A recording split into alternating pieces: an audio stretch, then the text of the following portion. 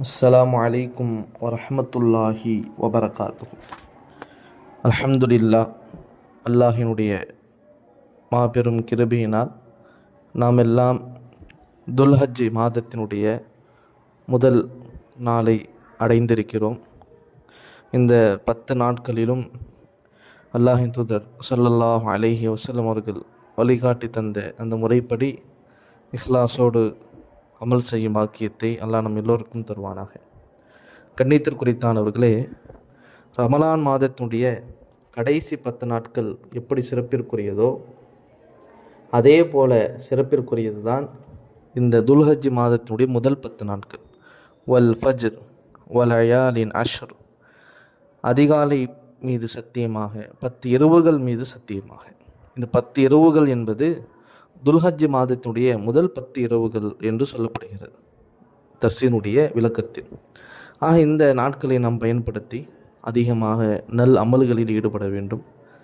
அல்லாஹின் தூதர் ஸல்லல்லாஹு அலைஹி வஸல்லம் சொன்னார்கள், மாமின் அமலின் அஸ்கா இந்தல்லாஹி அஸ்ஸ வஜல் வலா அஅதம அஜ்ரன், அமல்களிலேயே அல்லாஹுக்கு மிக பரிசுத்தமானது, கூலியால் மகத்துவமிக்க அமல் என்று சொன்னால் இந்த துல்ஹஜ் மாதத்தினுடைய முதல் 10 நாட்களில் செய்யப்படக்கூடிய அமல்.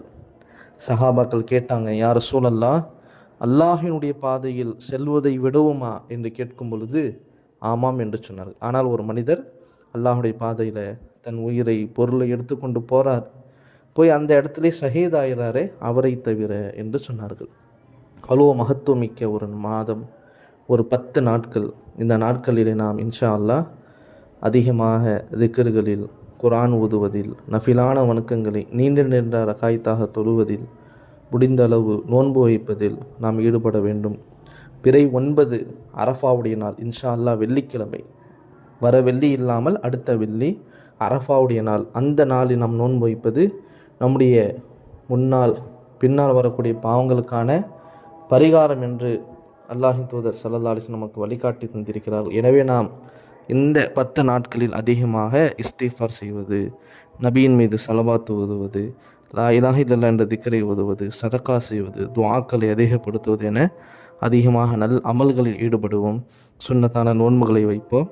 மகத்தான இந்த நாட்களை கண்ணியப்படுத்தி அதிகமாக அமல்களை செய்த அந்த நல்ல கூட்டத்தெல்லாம் நம்மளை ஆக்கி வைப்பானாக. குறிப்பாக அதிகமாக தக்பீர்களை ஓதுங்கள். குர்பானி பிரானை பார்க்கும் பொழுது அதிகமாக தக்பீர்களை ஓதுங்கள். டைம் கிடைக்கும் முதல்ல அல்லாஹ் அக்பர், அல்லாஹ் அக்பர், லா இலாஹ இல்லல்லாஹ், அல்லாஹ் அக்பர், அல்லாஹ் அக்பர், வலில்லாஹில் ஹம்த் என்ற தக்பீர்கள் முழக்கத்தோடு சொல்லிக்கொண்டே இருங்கள். அதிகமாக அமல் செய்யுங்கள், துஆ செய்யுங்கள். அல்லாஹ் இந்த நாளை சிறப்புப்படுத்தியவர்களாக அல்லாஹ் நம்மளை ஆக்குவானாக. சிறப்புப்படுத்தி அந்த அமல்களை செய்து அவனுடைய பொருத்தத்தை பெற்ற கூட்டத்தில் சேர்த்து வைப்பானாக. ஆமீன்.